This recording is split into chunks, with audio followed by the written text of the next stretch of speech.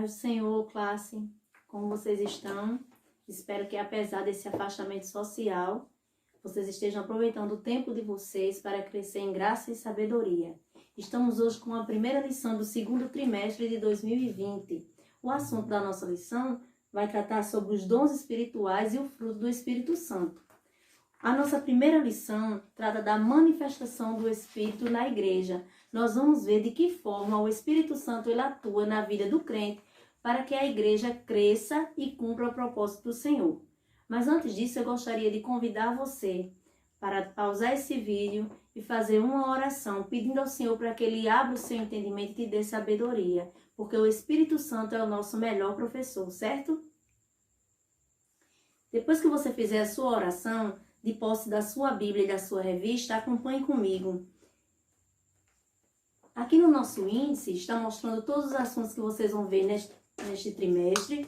E a gente vai observar que no primeiro nós temos uma explanação, uma introdução sobre tudo que vai tratar nesta lição, sobre essa questão da manifestação do Espírito.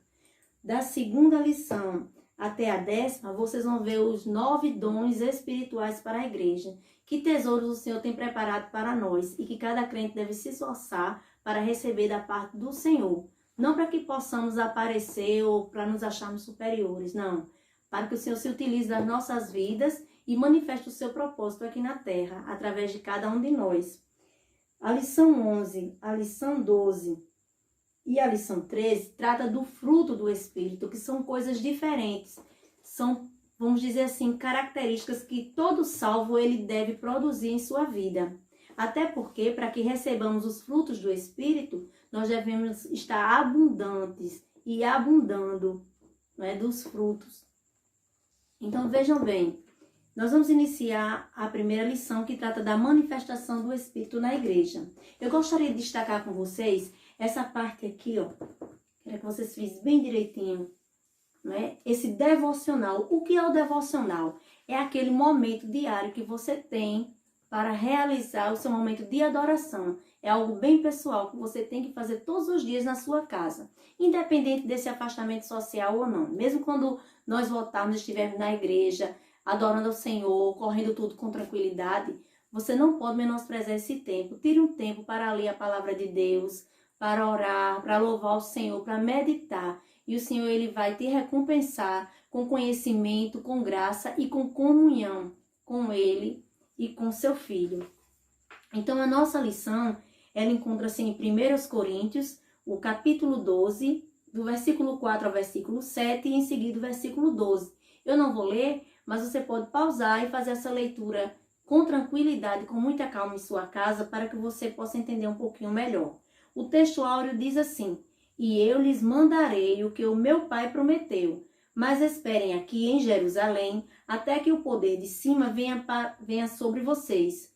Está em Lucas, capítulo 24, e o versículo 49. Uma promessa do Senhor, uma recomendação para os primeiros cristãos. Ali, depois da morte de Jesus e sua ressurreição, quando ele foi assunto ao céu, ele subiu ao céu, ele fez uma recomendação para que a igreja ela permanecesse unida. Ali eram os primórdios, a igreja primitiva. Eles ainda não tinham recebido o batismo no Espírito Santo, eram novos convertidos, podemos dizer assim.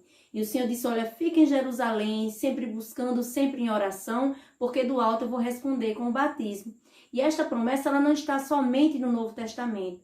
Quando nós observamos lá no Antigo Testamento, no livro de Joel, o profeta Joel, você vai encontrar esta profecia. Inclusive está aqui no nosso devocional da segunda-feira. Você pode fazer essa leitura, tá certo? E você vai ver que desde aquela época Deus já fazia promessas, porque Ele tinha o intuito de se utilizar de nós, como eu já disse aqui, para realizar a sua obra. E por que Deus precisa fazer dessa maneira? Porque de nós mesmos nós não teríamos condições.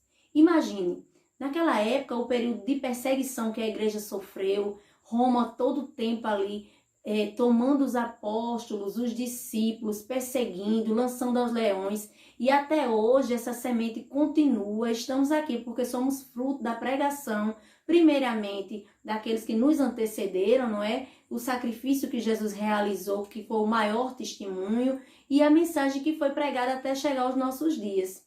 Se o Espírito Santo não operasse, não motivasse essas pessoas, Como é que nós saberíamos disso? Então, hoje nós estamos aqui porque também recebemos essa palavra.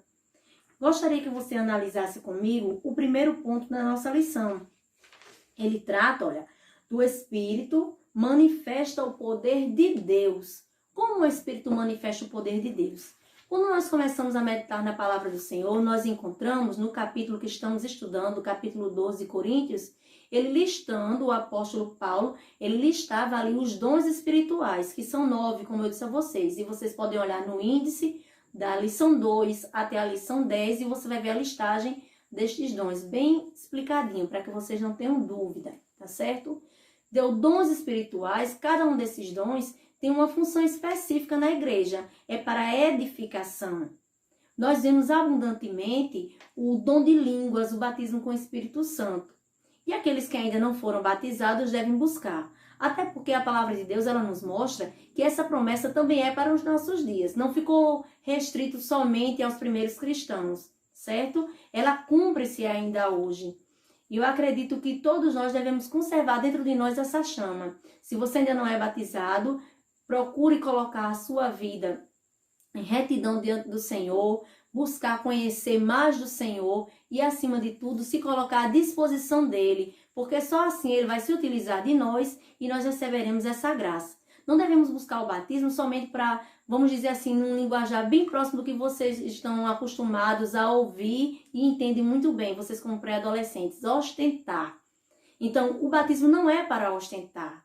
Pelo contrário, o batismo é para motivar, para que a obra do Senhor ela seja realizada. Você imagina a situação dos missionários saindo do seu país, saindo do seio dos seus familiares e vão ter uma vida muitas vezes tão diferente da que estavam acostumados na sua terra natal, vão para um lugar que eles não conhecem, vão enfrentar dificuldades, obstáculos, né, resistência, mas eles vão e cumprem o ídolo do Senhor. E o que os motiva a isso? É o Espírito que os impele. Veja, quando eu digo o Espírito os impele, não estou dizendo que simplesmente o batismo no Espírito Santo, tá certo? Mas o batismo ele é como um dínamo, uma força que alimenta, tá certo? O crente e alimenta essa esperança e nos dá ânimo para isso. A própria Bíblia, nos mostra lá em Atos que quando Jesus batizou com o Espírito Santo, uma grande multidão se rendeu após a pregação de Pedro. E ali Deus fez maravilhas e aquele fato saiu, olha, sendo espalhado por vários lugares. Era o que ainda não havia acontecido, era o cumprimento de uma promessa, de uma profecia. Até hoje, nós vemos que algumas pessoas, elas ficam um tanto descrentes quanto a isso. Infelizmente, até algumas igrejas que se dizem evangélicas apresentam uma certa resistência, né? Dizendo que o batismo é uma coisa do passado, mas não é. Está aí presente, a promessa é para nós e cabe a cada um de nós buscá-la. Vamos ao tópico 2. Ele diz assim, o Espírito revela a sabedoria divina. Nós vamos ver também que Deus se utilizava das pessoas e enchia de sabedoria. Desde o Velho Testamento, na construção do tabernáculo, Deus deu sabedoria e conhecimento a alguns dos seus servos, lá no passado, junto com Moisés, para que eles fizessem determinadas obras, alguns, vamos dizer assim, artifícios para serem colocados ali no tabernáculo. Então, alguém pode até dizer assim, mas essa sabedoria do Espírito não é só para coisas espirituais, tanto para coisas espirituais como para tudo aquilo que Deus desejar. Deus, ele tem os seus desígnios, os seus propósitos e ele é a própria sabedoria. Então, ele pode se utilizar dela e distribuir para quem quiser. O apóstolo Tiago, ele diz que quem não tem sabedoria, peça a Deus. Um outro exemplo muito interessante é o exemplo de Estevão. Estevão foi o primeiro mártir do cristianismo. E quando nós analisamos o relato bíblico, naquele momento em que as pessoas o acusavam e até o apedrejaram, ele chegou à morte, a Bíblia diz que ninguém o podia resistir, nem às suas palavras e nem ao Espírito que nele estava, porque ele estava cheio do Espírito Santo. O próprio Jesus disse que não temêssemos ao falar, porque ele nos lembraria, nos diria o que deveríamos falar. Então, o Espírito Santo, ele tem feito esse papel. Jesus, quando foi ao céu, ele disse que não nos deixaria sós. Receberíamos um ajudador. Receberíamos o Espírito Santo. Ele é o penhor, ou seja, é uma garantia. Se você não sabe o que é penhor, escute bem. Algumas pessoas, muitas vezes, quando precisam de algo emprestado, então elas têm que dar uma garantia. E existem alguns lugares chamados lojas de penhores, que quando alguém não tem dinheiro, por exemplo, deixava o seu relógio penhorado, e quando ela voltasse para pagar aquela dívida, ela pegaria o seu objeto de volta. Veja o que Jesus fez. Ele foi ao céu e nos deu como garantia que voltaria o Espírito Santo. Então, se eu tenho a garantia que o Espírito Santo ele reina em mim, se não está em mim simplesmente a vontade da carne, mas se eu sou guiada pelo Espírito, então eu tenho que procurar me santificar. É dever de cada crente, de cada salvo, procurar colocar a sua vida em retidão diante de Deus, não só porque nós temos uma nuvem de testemunhas ao nosso redor, pessoas que estão vendo o nosso comportamento. Porque enquanto eu e você estamos lendo a Bíblia, a gente tem que lembrar que o mundo lá fora ele está observando o nosso testemunho. E essa é a maior pregação. No tópico 3, nós ainda temos assim, o Espírito transmite a mensagem de Deus. Este é o papel principal, se apoderar de nós e nos usar como instrumentos para comunicar a vontade do Senhor, a sua justiça, o seu amor, a esperança que há em nós, e sabendo que nesse momento é tão propício falar desse amor, a Igreja do Senhor, movida pelo Espírito Santo, se utiliza hoje de um canal virtual para que a mensagem ela continue sendo propagada, para que você, pré-adolescente, você tenha acesso a esse ensinamento. Então, você pode novamente pensar no que foi dito, refletir com calma, ler toda a lição, porque esse vídeo não vai ser um vídeo tão longo, certo? Mas você pode voltar, ler com calma e durante a semana você pode ir lá no nosso grupo do WhatsApp comentar, fazer perguntas, para a gente tirar as dúvidas e interagir. Esse é um canal que foi criado para que a gente possa agir dessa maneira e interagindo nós vamos melhorar a cada dia o nosso conhecimento bíblico. Que Deus abençoe a cada um de vocês, que os faça crescer em graça.